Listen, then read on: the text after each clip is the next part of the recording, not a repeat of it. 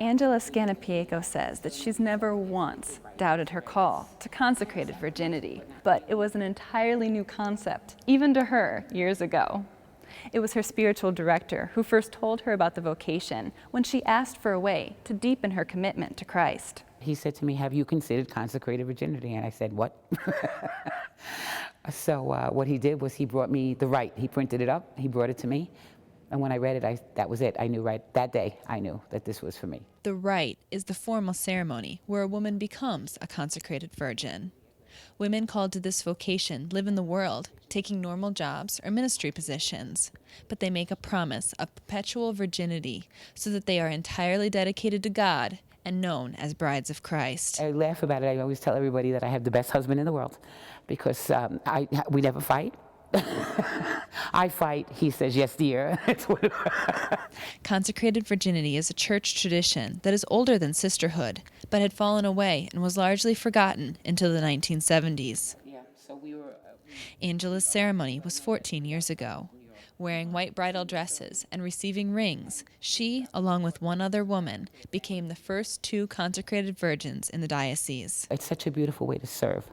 And I think once you find the place where you're supposed to be, once you discern all that and you find the place that fits right, you're going to serve the best way you can.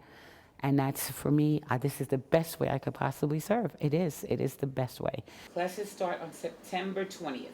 Today, Angela serves as an administrative assistant at St. Mark's Church in Sheepshead Bay. But she says her vocation allows her to serve hundreds of spiritual children. She is in charge of Eucharist-centered retreats for young people across the city.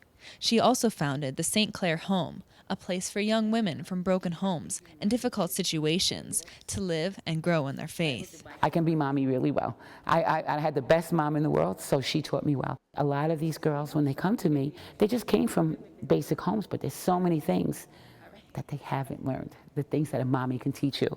There's so many things that I find that, just little things. So, I can do that. I can be mommy. I can absolutely do it. I walk down the street, I hear Ma, I turn around because even when I'm not with them, it's like somebody's got to be calling me. Yes, exactly. The consecration ceremony says that those living this vocation are sacred persons in the church.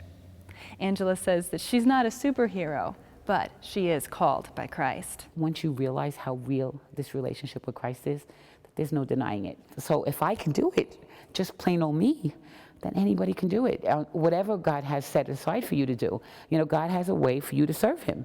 Doesn't have to be a consecrated virgin. And I always tell people, it's like, is it hard? Is it difficult? You know what? Everything is hard. I look at me, do I look unhappy?